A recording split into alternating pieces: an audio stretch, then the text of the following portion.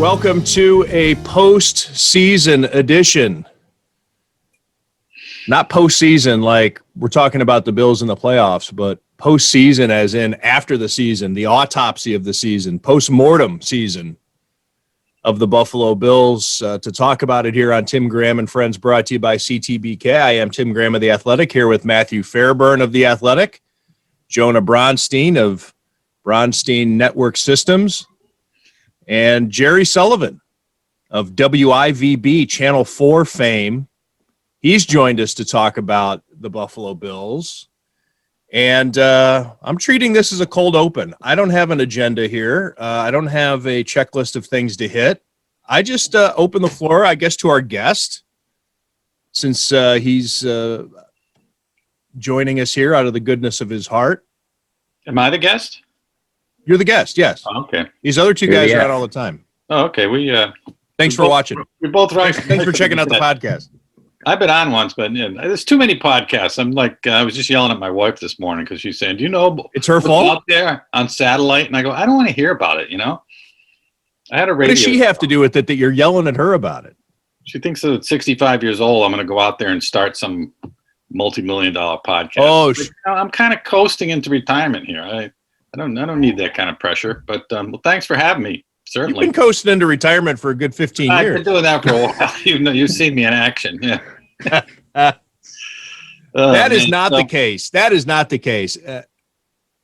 The Jerry Sullivan that I met, we came and picked you up. Mike Harrington and I came and picked you up in Mike Harrington's car to drive down to Olean for a St. Bonaventure Temple game. It was the game where the cookies were thrown on the court. Oh, you were at that game? Yeah, I had just started, and I was doing a tour. Howard Smith, the executive sports editor, had me going around checking out all the things. So I wasn't writing, and so he said, "I want you to go experience a St. Bonaventure basketball game. Go with Jerry and Mike Harrington down to the Southern Tier, and which is a very smart way to go about it with a new employee, actually." And that was my first exposure to Jerry Sullivan. And you did not take your foot off the gas ever. I was being totally facetious when I said you were coasting into retirement, because you would go into every event, whether it was a Bills preseason game or I don't know, all the different things that we've covered.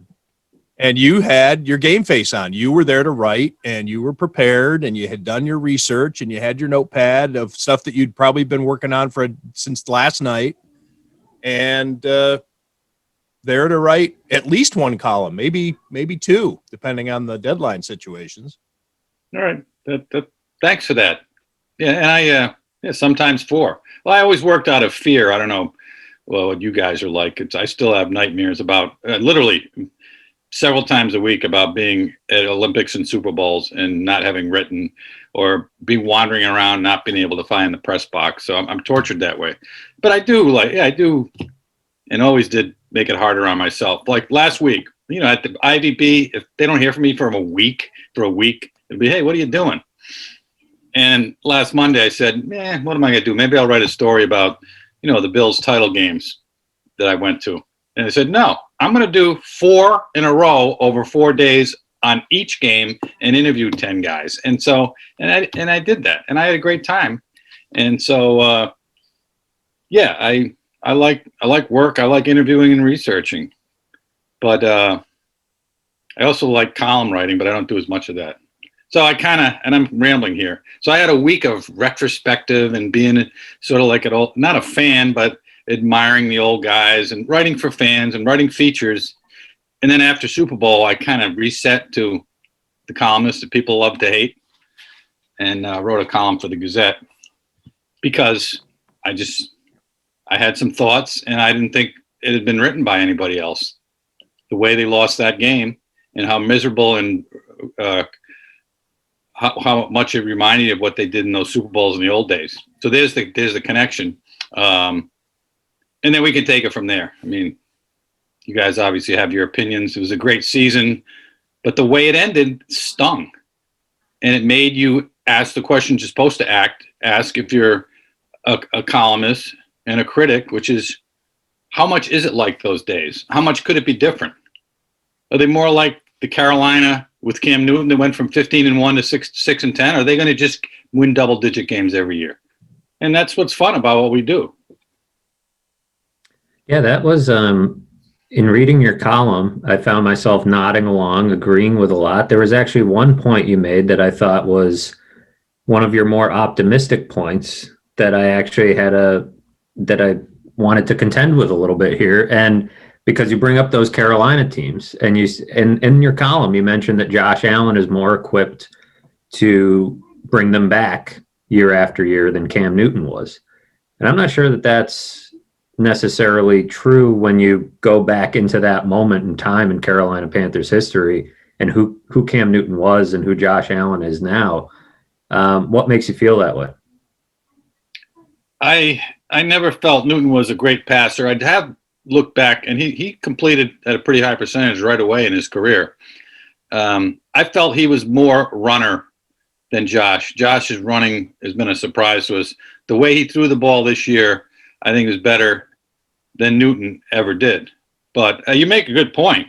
I mean, 2-3 years into Newton's career, I mean, he was a superstar. He was an MVP. So maybe it was almost like a contradiction to say that couldn't happen. But I do think he shows signs of being a better pure passer than Newton. But obviously, when he's backing up and getting sacked for 53 yards in a game, there's got to be questions, and he needs to evolve. And perhaps I did minimize what Newton was, but it's glad to know that I was a little too optimistic at a point in that column, because I don't think a lot of the other readers would have felt that way. Oh, I think it's fair to. I think your point is fair. I don't think it's like inarguable that Josh Allen is, but I do think Cam Newton wasn't a slappy either. He'd won an MVP and he'd done some things. He wore down is what happened. He broke down, and things around him broke down, which I think will be worth following here in Buffalo, how much they can keep this group together. Because I think the main point you made in that column, or the main, thesis of it, was that this might have been as open as the window gets, given the year their quarterback had and the way everything went. Brandon Beane even mentioned today how healthy they were. He said it might not be realistic to match this offensive effort. He was already kind of couching, next year and saying, we'll be hoping for top 5, but it might be hard to match this effort because we were so healthy in 2020. So the window may not ever be as open. It doesn't mean it slams shut. It just means this was a hell of an opportunity that they missed, and it's because of how significant a gap there is between the Chiefs and the Bills that maybe people had convinced themselves wasn't there or wasn't as big as it is. It only takes a very unfortunate injury, and I don't mean the type that leaves you out for a couple of weeks. It's the nagging injuries, the things that accumulate, and you're talking about Cam Newton. That's similar.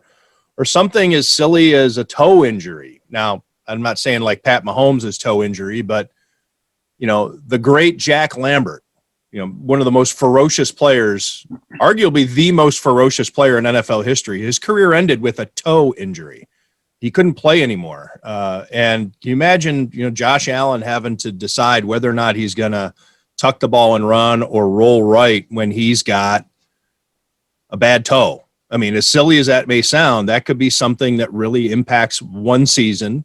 And then as contracts start spiraling and the quarterback starts drawing money away from those other positions when he's no longer on the rookie deal, and you want to retain guys like Tre'Davious White, and hopefully you draft well, and Stephon Diggs is going to come up eventually. And there's all kinds of things that play off each other from year to year. Yeah, there are no guarantees. Diggs may want more this offseason. Who's to say? I mean, he's well below market value at the moment on his contract. I don't think he would be out of bounds asking for more, even though they helped him out a little bit last year when he got here. Cole Beasley might want more money. He's pretty underpaid. A lot of people will point to the guys that they have that are contracts already expired: Matt Milano, Darrell Williams, John Feliciano. But I look at the guys that the unforeseen financial problems. Those guys aren't easy to replace. They're not easy to replace. Even if you're going to say, okay, we can save money there. I mean, everybody was talking about what a revelation Darrell Williams was, and they found a right tackle, thankfully. Well, Feliciano's a good player too. They love him. Same with Milano. They love Feliciano too, absolutely. Right? It's versatility. Imagine where they'd be if they didn't have Feliciano this year, because Morse's injury and whatever. But I think about a lot of the guys, those are financial problems that they could see coming in some respect. They knew the cap was going to go down, as of about almost 12 months ago now. They had a good idea of that. They knew these contracts were expiring. They've seen that for a while. I think about the unforeseen financial problems that may pop up. If Diggs wants more money, if Beasley wants more money, if Micah Hyde doesn't want to enter the final year of his contract on a lame duck deal when everybody around him in the secondary has been rewarded, because he's grossly underpaid at this point too. So that's the aspect of team building that Sean McDermott and Brandon Beane haven't reached yet. This is now what they're at. And you mentioned Josh Allen. This might be the offseason for him. Do you pick up the 5th-year option on Tremaine Edmonds? Do you have to cut all these guys that you signed to this highest paid defensive line in football because it wasn't very good? But like you said, Tim, you have to replace all these guys. You could say you don't save any money on your salary cap with Darrell Williams, John Feliciano, and Matt Milano. They're already not on your 2021 cap because their contracts are up. You could cut guys like John Brown, Vernon Butler, Quentin Jefferson, even Mario Addison, and save north of $6 million in every case. But who fills those spots? That's where you have to draft well, and the spotlight will really be on the guys they've already drafted, the Ed Olivers, the AJ Epinezas, Tremaine Edmonds, and so forth. And then their depth will really be tested. You can't just use free agency as one big Band-Aid when you have a quarterback that's getting paid somewhere in the neighborhood of $35 to $45 million a year, which is probably what Josh Allen is going to command. I mentioned. Go ahead, John. We haven't heard from you. Thank you, Jerry. I do think this is a little bit of a Chicken Little argument, and not just what you're saying, but from what I've heard from a lot of Bills fans and reporters, because, things can get better too. And this is, I guess I'm saying when people say Dan Marino in '84 or Aaron Rodgers early in his career, he got to one Super Bowl and never came back. Yeah, of course that could happen. Things could get better. This could be the beginning of the window for the Bills. And I think it's important to remember that this is, whatever window they're in, I think that they're in the beginning stages of this window. If they get a year, 2, 3 years down the line and they haven't gotten any farther, they haven't gotten any better, maybe the roster has gotten worse, then it might be time to say, hey, we missed our opportunity. But it's as good as this team was in the regular season and the playoffs, they got further than I think anybody really thought they were going to go before the season came. Josh Allen was definitely better than anybody thought he was going to be this season. There's a lot of reasons to be encouraged. This team is young. They should have some cap space depending how things go. This isn't, I think, time to panic about not winning the Super Bowl this year and not having another opportunity to do it again. They're young, but in some cases they're older. The Beasley Brown is older in terms of 2 of your top receivers in the NFL being over 30 is pretty rare if you look. And they looked, the greatest wide receiver core in the league looked pretty ordinary the other night. One thing I wanted to ask you, Tim, I had this thought last night when I was thinking about coming on, that the loss of innocence I mentioned that every team has after an amazing year. I know this is the 4th year being a McDermott, but in some ways it reminded me of the 06-07 Sabres. A year after they were surprised, they were expected to win it all the next year. And you could comment, because you covered that team. It seemed to be a little loss of innocence when everyone expected it, and things got a little tight the next year. Yeah. Okay. So I'm exploring this. I'm articulating this as I'm thinking about it. Okay. I agree. My initial reaction is that I agree. That team did win the President's Trophy, having the best regular season record in the NHL, and they kind of cruised to that. That's how good they were. And I remember having a discussion with Danny Briere. We were walking out of the Pepsi Center. I think it's called the Northtown Center now, the practice rink there in Jonah, you can talk. You can ask that question out loud. Well, you're in the middle of a sentence. You're assuming I know how to answer that technologically, and I don't. Yeah, I'm drinking beer. I'm not drinking. Tim, I thought you were I wish. retrospective about me. I'm just drinking coffee. I was going to ask you, was I drinking in the car to Olean at that night, or even in the press room? We stopped for one on the way home. Okay. And I saw Mike Harrington drink a beer. Probably the only time I ever saw him drink a beer. So I'm You sorry. have a beautiful friendship. That's a fact. Well, you were talking about those Sabres. Jerry wants to move the conversation along. Jerry's got multiple people he needs to make happy here. Yeah, so I remember talking to Danny Briere. We were walking out of the practice rink there and had a discussion where he said, I don't think where he didn't think they were ready for the playoffs mentally. He said, I'm trying to get these guys going. Like that, this is different. Once we're going to hit the playoffs, it's different. And it was a young team, even though it had experienced a deep run in the playoffs the year before. And I'm talking about, and I'm not blaming them, I'm just mentioning young guys' names: Derek Roy, Thomas Vanek, Ryan Miller, Paul Gostad. These were all very important. Jason Pominville, very important members of the team. And Danny's forecast was they aren't mentally ready. Everybody's just taken this a little too lightly because it has come so smoothly for us. And they ran into some turbulence and they ended up going to the Eastern Conference Finals again and got destroyed. They ended up winning a game. I think it was 4-1 was the final, but it very easily could have been a sweep. And you could even tell a couple of games in, Lindy Ruff is pretty good at telegraphing his thoughts with the media. That Lindy Ruff was already looking into his bag of tricks to try to get them through that series. They weren't ready, and they didn't take it the way that they did. And this was a team that, if you look at it like these current Bills, you would say in the 06 tournament that the Sabres were going to be battle tested. Now they know what it takes. Now, all the things that we're saying about the current Bills, you're absolutely right, Jerry. And then it did come easily. And so all throughout the next season, it was like, see, we have arrived, and we're proving it every night. But regular season hockey is so much different than postseason hockey. And it's the same with the NFL. We saw it, the Bills throughout the month of December. Easy wins. And that was a question I tried to ask Sean McDermott after the first postseason game. None of them are easy. And going into Baltimore. I'm sorry? He said, none of them are easy, Tim. It's never easy. It's like, hey, none of them are easy. And my point was it good that you finally had a game where you had to win a close one? Does it maybe get you reset? Does it recalibrate you? And again, that's not to say that was the problem Sunday against the Chiefs, but that's probably where my question came from, was the experience of having covered a team where it did come too easily. And then by the time they figured out, oh, wait a minute, it was too late. So yeah, I think that's a great comparison, Jerry.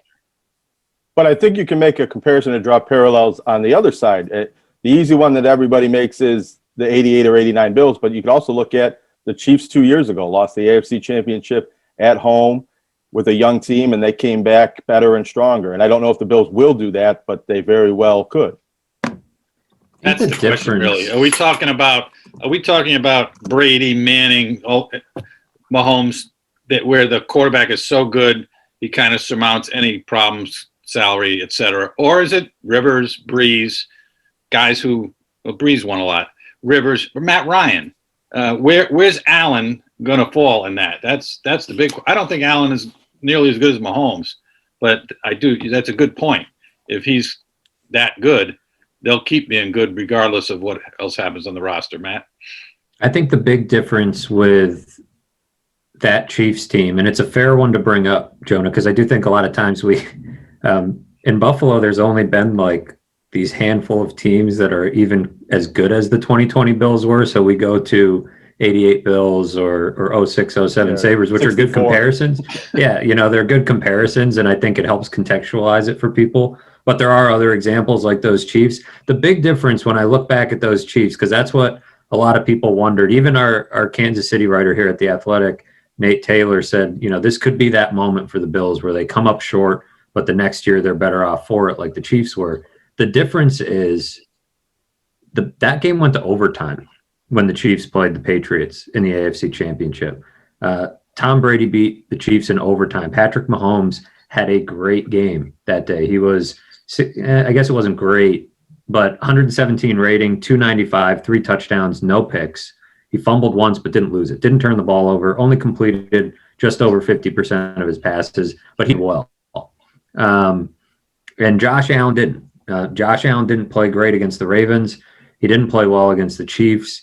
So, and they got sort of blown out. They got beat pretty convincingly compared to that Chiefs team that lost in overtime and was really so close to being there against Tom Brady and the Patriots that were in the twilight of their very long, successful run. The Chiefs are not going anywhere. That roadblock, the roadblock was the Patriots 2 years ago, and they just kept getting worse. They weren't even there in the AFC title game for the Chiefs.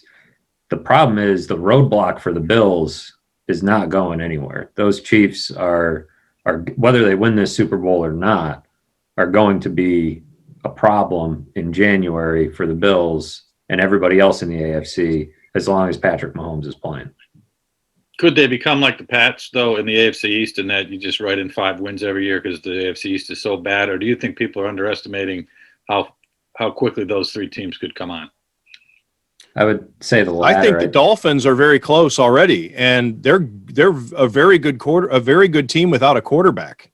Or I should say they were a good team even without a quarterback.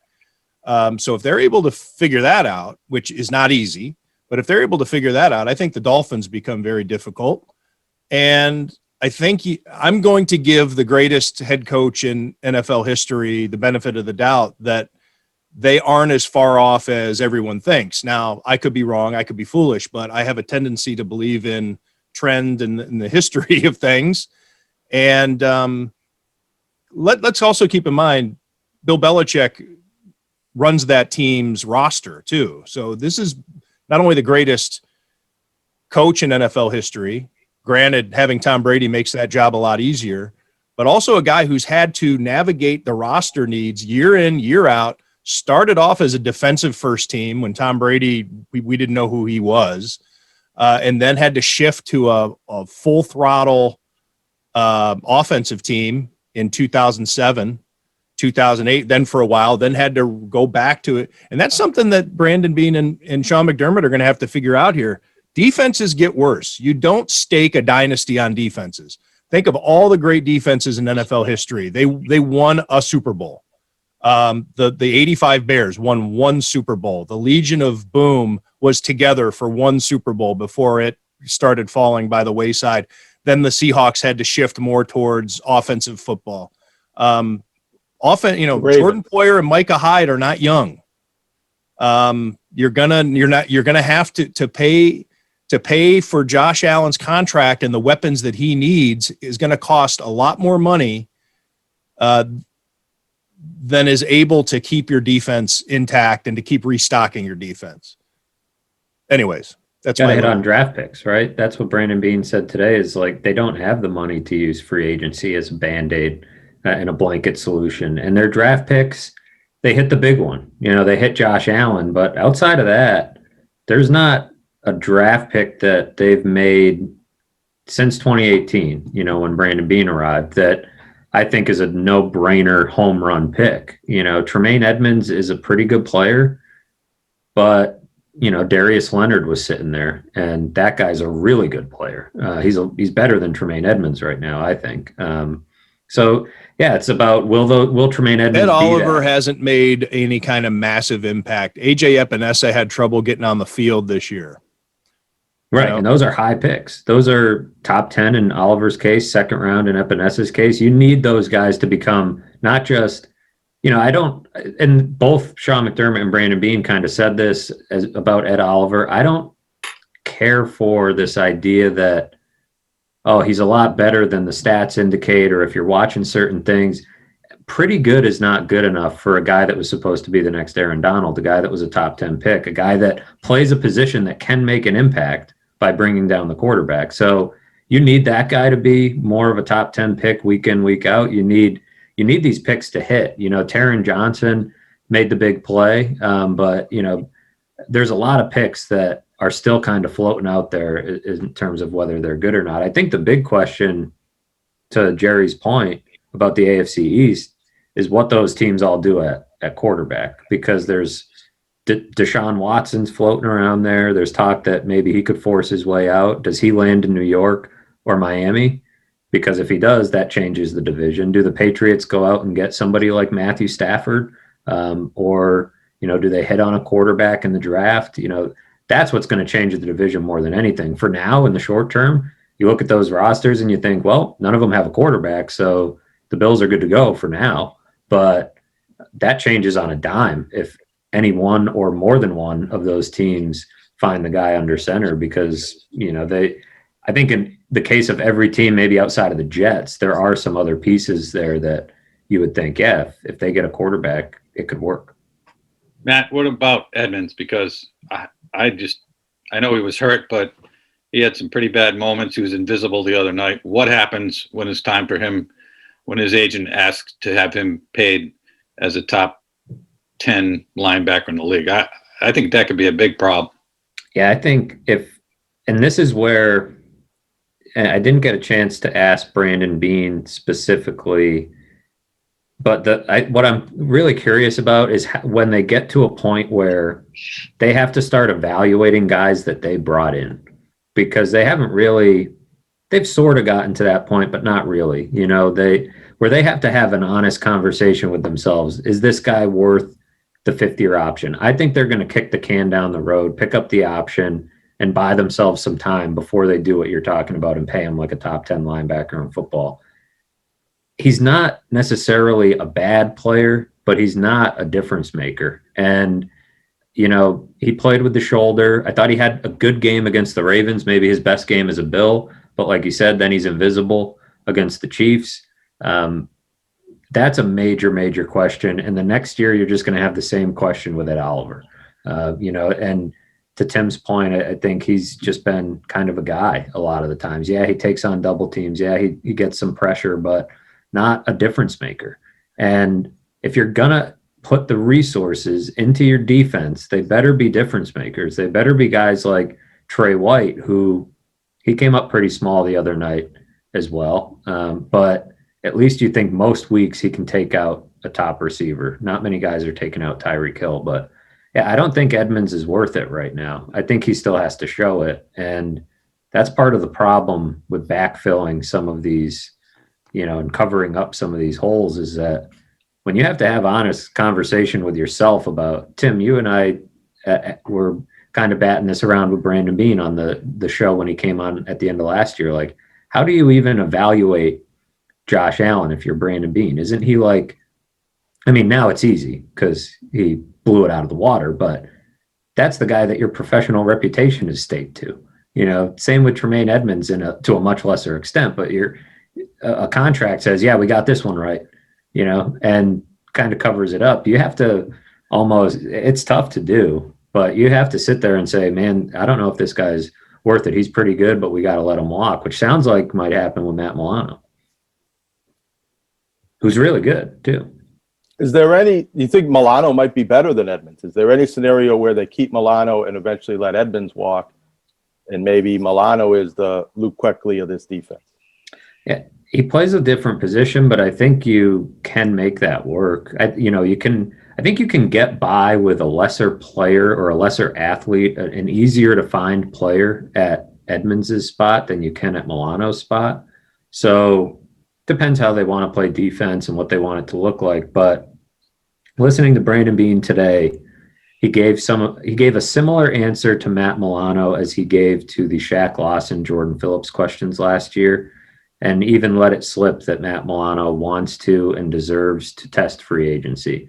And when a guy does that, particularly a guy that is as talented as Matt Milano and has played as well as he has and is still really young, I think he's a more of a commodity on the free agent market than Shaq Lawson or Jordan Phillips were, then you're in a spot where, yeah, he tests free agency, he might as well be gone. So if they let him get to that point, I feel like that's kind of it for them because he'll get a big offer. Do they have to make a choice money-wise between Milano and Edmonds in the long run? Can you pay two linebackers big money and fit it under your cap? It's a trade-off somewhere, right? You pay those two guys, then you can't do it and keep the highest paid defensive line in football, which is an amazing fact that they have the highest paid defensive line in football, and nobody would consider that a strength of their team. Can't stop the run or run right. faster. They have the highest paid defensive line in football, and that doesn't really account for Ed Oliver and AJ Epinesa, their top two draft picks each of the last 2 years. Or Harrison Phillips, who basically, got phased out in a big way this year. Another high draft pick that didn't really work out. Devin Singletary is a huge question mark. He hasn't really worked out through 2 seasons. So yeah, you have to reimagine what you're doing on defense if you plan to build around those two linebackers. I think it can be done. They sort of did it in Carolina with Thomas Davis and Luke Kuechly. But you need to be able to draft around there. You need to say, all right, we're going to keep that revolving door going opposite Tre'Davious White at cornerback because we can't pay somebody like Josh Norman $6 million a year. Or I think the Micah Hyde question is a big one. And I asked Brandon Beane about it today, but he's entering the final year of his deal. He just watched Tre'Davious White get a huge contract, but more importantly, he also watched Jordan Poyer get a pretty, healthy extension that made him a lot higher paid than Micah Hyde. And he's getting a little old. So yeah, you got to make tough decisions. You can pay Edmonds and Milano, but it's going to cost you somewhere else. I think it can eventually result in a philosophical clash with the general manager and the head coach. Because if your head coach hangs his hat on one side of the ball and the team is supposed to be built on the other side, what happens between them sometimes? What I'm saying is, Bill Polian's model with his teams was you spend 65%, 60 to 65 on offense because you've got that quarterback, and you go on offense and you fill in on defense. What if McDermott's saying, but I want guys for my defense? And I think was it early on that there was a point where they were getting a lot of defensive help. But if I'm the general manager, like I got a quarterback, I'm going to pay $40 million. I'm putting offensive assets out there. I'm throwing the ball 70% of the time. You make it work with defense, but I'm spending more money for Josh Allen.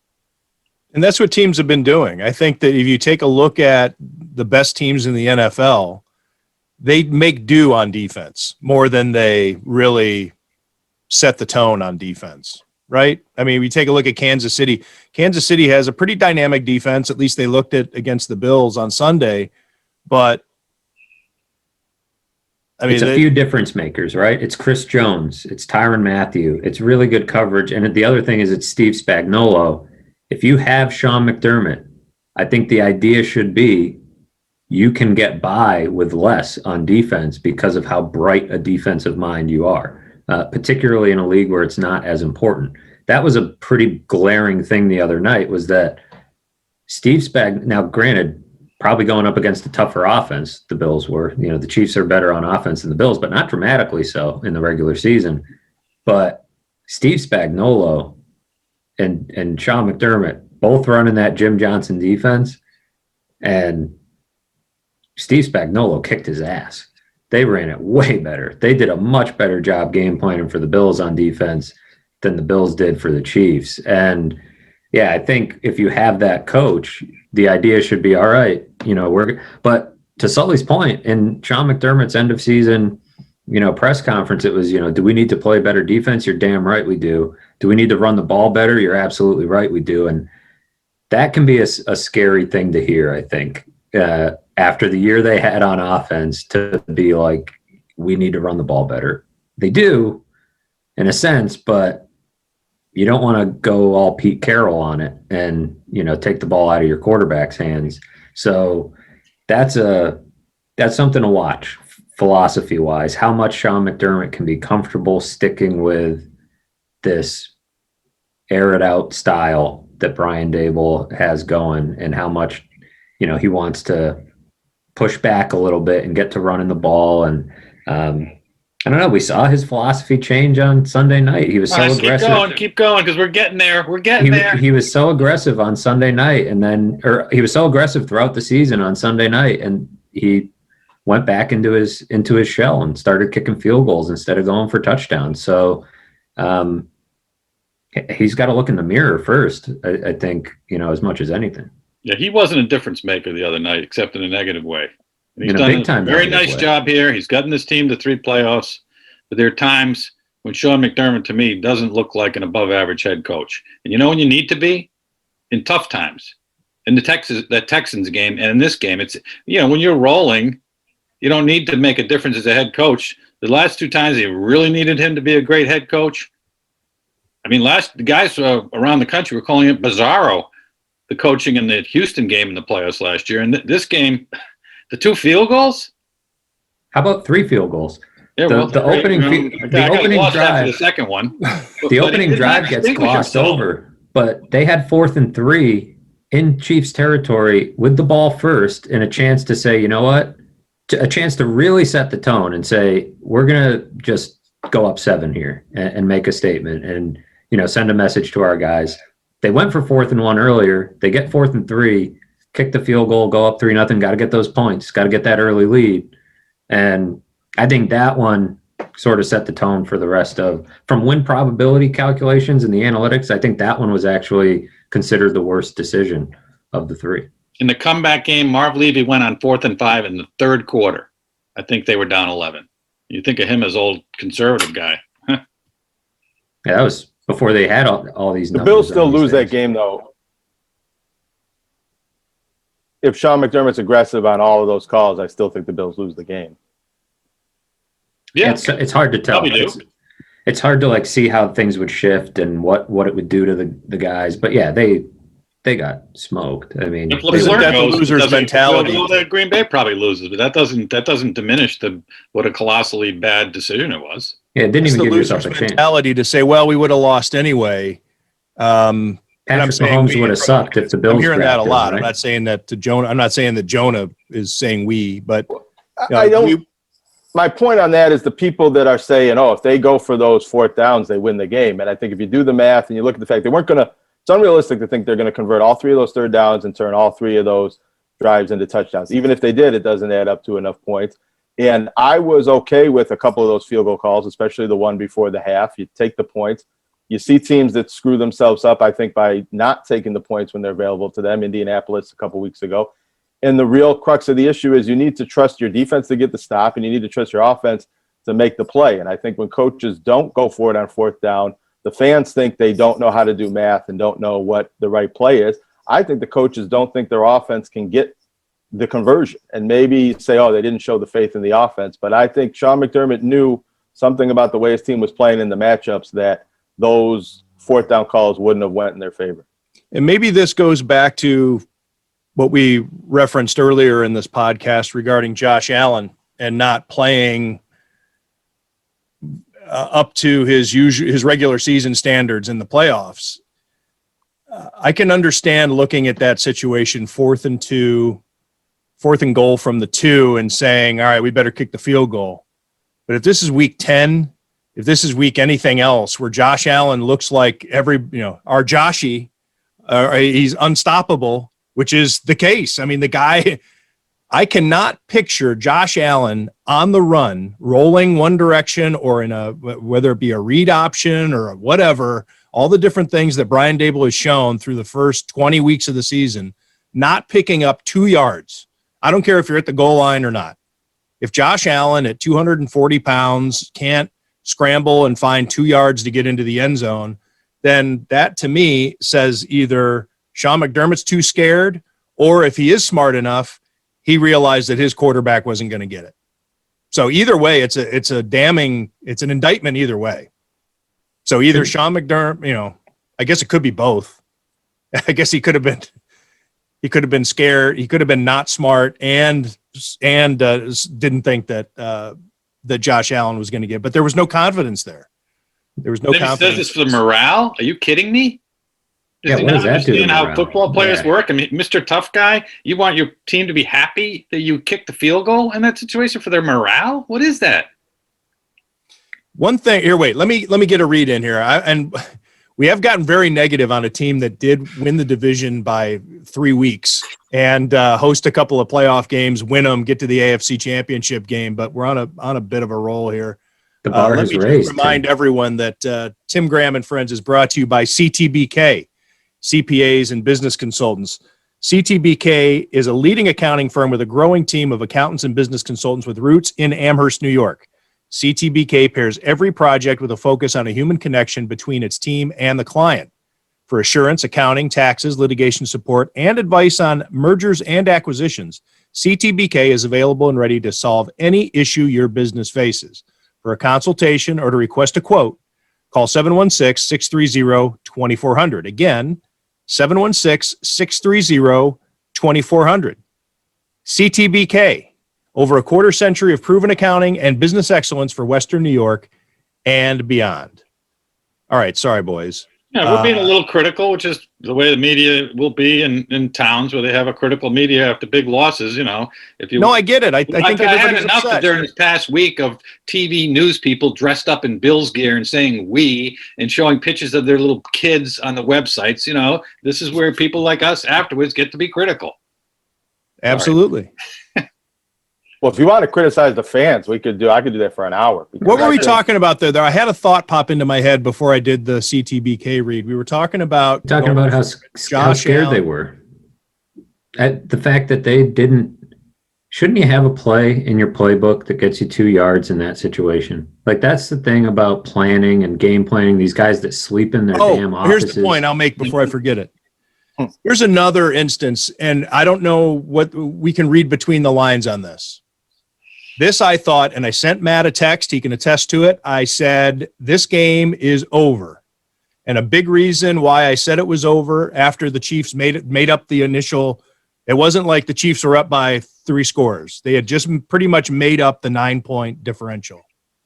Mecole Hardman fumbles and sets up the Bills for that point-blank touchdown to make it 9-0. What did Andy Reid do and the offense? They went right back to Mecole Hardman. You're going to score our touchdown for us. You're going to get us down this field. This is your mistake. You got us out of it, but we know you can. 50-yard run to set up that other one. And then that touchdown puts them up. I sent Matt a text. I said, chalk it up. And the reason being, we saw it later in the game. Early in the second quarter, Devin Singletary drops a pass. And what happens to Devin Singletary? He's stuck on the sideline for the rest of the half. Now, maybe that's right, but that's a difference between how Sean McDermott handles when things got a little shaky. Sean McDermott handled it totally different than Andy Reid with Mecole Hardman. Mecole Hardman, he was like, okay, mistakes happen. With Devin Singletary, there was punishment involved. You are being punished. And I don't know what that, I don't know what message that sends in general. I'm kind of opening that up as I found that interesting. And I found it very psychologically reinforcing to the Bills, if you're up 9-0, to see that the reason they're up 9-0 has that one guy just wiped it out. Yeah, you need the Chiefs to make a mistake. You needed them they made the mistake. And then you know what? Sorry, that guy just went ahead and got him 14 points. Now, what are you going to do about it? Well, we're going to bench our guy. It's interesting. The benching of players is something Sean McDermott has done. Zach Moss's fumble got him benched for a while. And I always find it interesting. It's as if Devin Singletary doesn't know that he should have caught that pass. Like, what is the lesson that you're trying to instill there? You should have caught it, right? Like, he needs to sit and think about how he should have caught it. The guy's an adult. Like, he's a professional football player. He knows he messed up. Mecole Hardman went back to the sidelines and threw his coat over his head and wanted to crawl into a hole. And Patrick Mahomes and Travis Kelce went over there and said, you're going to make the play. Patrick Mahomes might have even went to Andy Reid and said, they threw a screen to him on like the first pass. It didn't go anywhere, but it was like, all right, they're trying to get this guy involved, trying to make him forget about it. Later in the game, he runs a 50-yard run, catches the Bills with their pants down to start the second half. I thought that was a really good point that you made, because even when they were down 9-0, the Chiefs didn't seem bothered. at all. The Bills seemed more bothered to be up 9-0 than the Chiefs did to be down. It was just like they were still white knuckling it and, being so scared to be. I don't know. I texted my dad because he was one of the only ones that would appreciate it. But I said, Sean McDermott must be a really big Rush fan because he really wanted that score to be 21-12 at the end of the half. Other than that, I have no idea why he was so concerned with getting those 3 points. But isn't Sean McDermott hurting himself by benching Devin Singletary for a guy who's has barely gotten touches all season? TJ Yeldon, he's a garbage time running back when he's dressed. He's a healthy scratch most weeks during the regular season. And granted, I know he looked like he should play more when he gets out there. Well, he looked good. He actually looked pretty good. But all right. So my question is why they buried TJ Yeldon. I think it's because he's fumbled in the past. Running backs are held to this much higher standard than any player. That Andre Roberts didn't get benched when he fumbled on a kickoff earlier this year. Josh Allen never gets benched for his reckless fumbles. Dawson Knox doesn't get benched for dropping passes. But running backs, if you put that ball on the turf once, you might as well pack your bags and leave. As if they don't know it. As if they don't know that that's what they're supposed to do. Like it's supposed to teach them some lesson that is like fundamental to what they do. And it's the AFC Championship game. If you want to do that in week 7 because Singletary's been holding the ball like a loaf of bread and you really need to make him think about it, that's one thing. In the AFC Championship game, when he drops a pass, it's like, man, like you're really reinforcing something to that guy mentally in a game that is already hugely emotional, hugely high pressure psychologically, and you're just reinforcing that pressure. Like it was the same thing. He's good enough to be your starter, but in the most important game of the season, you're going to say, we're going to do without you. We don't. We're going to go with this guy who was a healthy like, scratch all season. We'll put you back in at some point, but now you're going to have that in the back of your head that one more of those and you're done. He came back in the second half, in the third quarter. I'm sorry, Jerry. Like a month last year trying to get McDermott to admit that Singletary was his best back, and he wouldn't.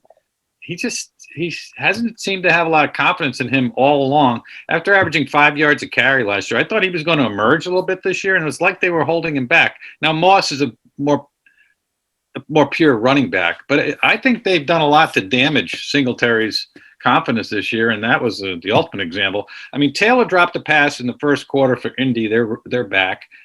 Dobbins dropped one for the Ravens. Now, they didn't win the games. They didn't bench those guys. Is he your guy or isn't he? I agree. Jerry, what has you most excited about these guys? Let's hit the home stretch with some positive thoughts. It's Josh Allen. He just had the greatest one-year improvement in accuracy in the history of the league. I've been going through there's one other guy, but no one's ever gone from 59 to 70%. It was astonishing. He's a franchise quarterback.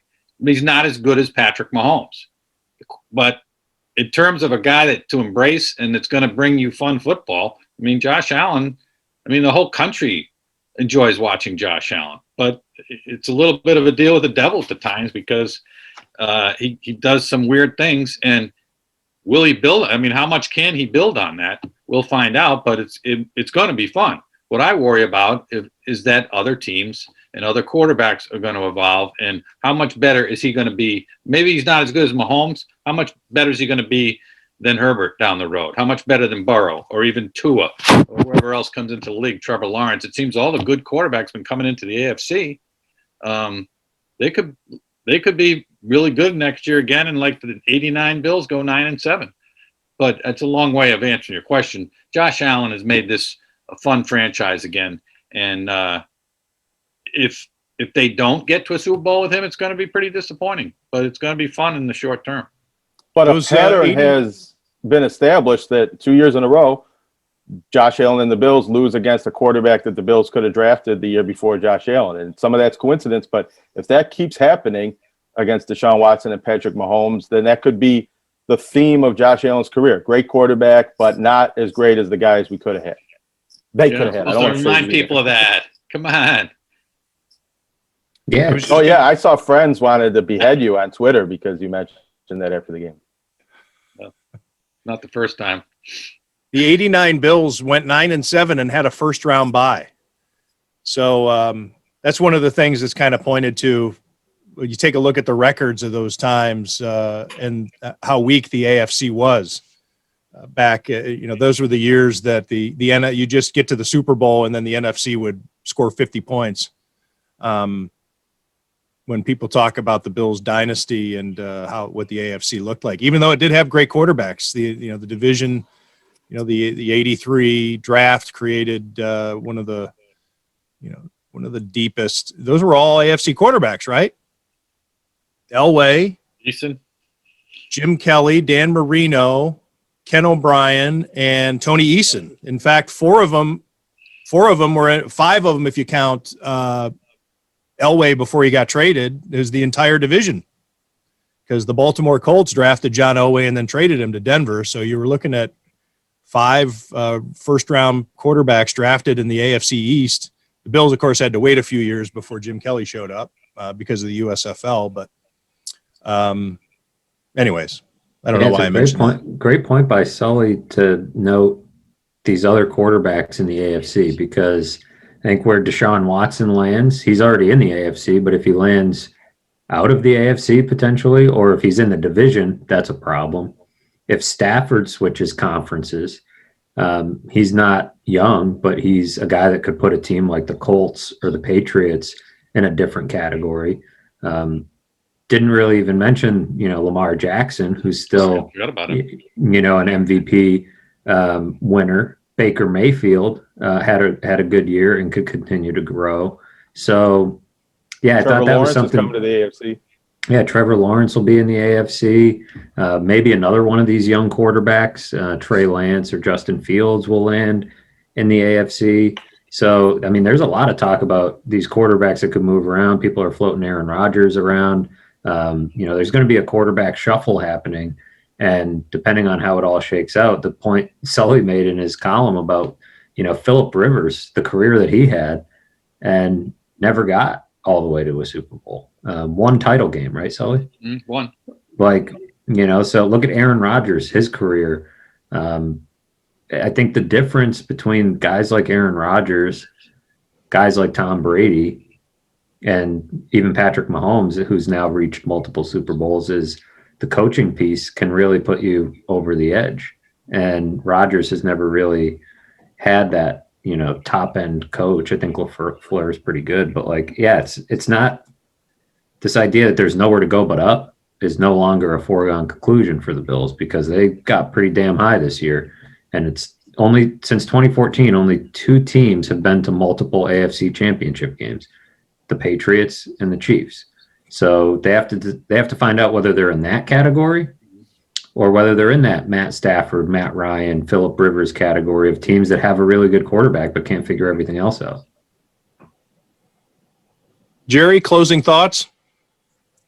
Don't have a lot because we don't have time to talk basketball, but I'm glad to see that they're going to start playing high school basketball again. Last thoughts on the Bills.